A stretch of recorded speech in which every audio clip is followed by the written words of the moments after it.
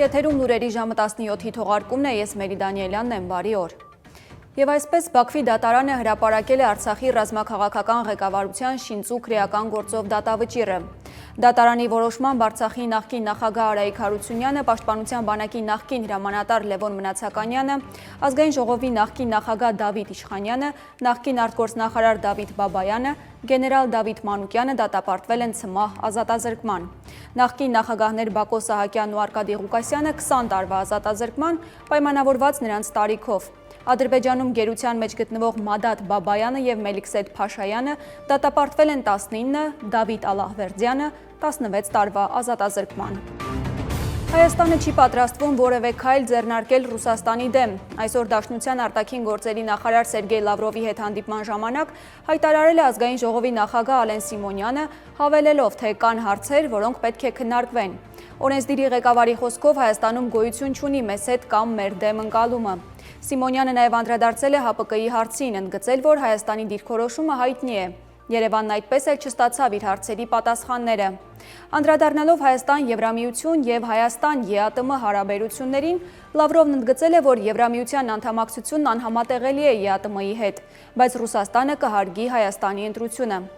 Ալեն Սիմոնյանն էլ իր հերթին հայտարարել է, թե Հայաստանը չի կարծում, որ պետք է դուրս գա ԵԱՏՄ-ից։ Նրա խոսքով կարելի է միասին լուծում գտնել։ Ռուս դիվանագետը խոսելով Երևանից հնչող հիբրիդային սպառնալիքների մասին հայտարարություններից նշել է, որ Եմեն Հայաստանին մշտապես ընտրության առաջ է կանգնեցնում, լինել Ռուսաստանի հետ, թե իրենց։ Լավրովը հույս է հայտնել, որ Հայաստանում շատ լավ հասկանում են, թե ինչ է այս ամենի հետևում թաքնված։ Մեծի տան Կիլիկիո կաթողիկոս Արամ Առաջինը Բաքվում պահվող հայ գերիներին ազատ արձակելու հարցով հատուկ նամակ է հղել Միացյալ Նահանգների փոխնախագահ Ջեյդի Վենսին։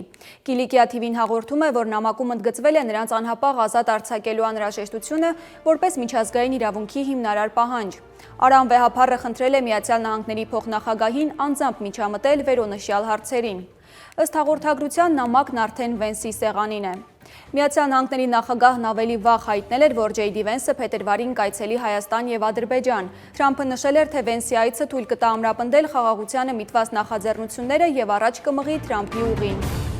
Շարունակենք։ Ռազմավիրական ճանապարհին ավելի քան 1600 մեծ բեռնատար է սպասում Ռուսաստանից Վրաստան անցնելուն։ Ավելի վաղ ռուս-վրացական անցակետից հայտնել էին 1400 բեռնատարի մասին։ Այդ ճանապարհով երթևեկությունը մեծ բեռնատարների համար արգելված է փետրվարի 2-ից վատ եղանակի պատճառով։ Ռազմավիրական ճանապարհը ձգվում է Վլադիկավկասից մինչև Թբիլիսի։ Կազբեկ Վերին-Լարս գործող անցակետը միակն է վրաց-ռուսական սահմանին։ Եղանակի մասին։ Հանրապետության տարածքում փետրվարի 6-ին սպասվում է առանց տեղումների եղանակ։ Փետրվարի 7-ից 10-ը մայրաքաղաք Երևանում և առանձին շրջաններում սպասվում են տեղումներ ձյան և անձրևի տեսքով։ Օդի ջերմաստիճանը փետրվարի 6-ից 9 աստիճանաբար կբարձրանա 6-ից 10 աստիճանով։ Այսքանը կհանդիպենք ժամը 19-ին լուրերի մեր ամփոփիչ թողարկմանը։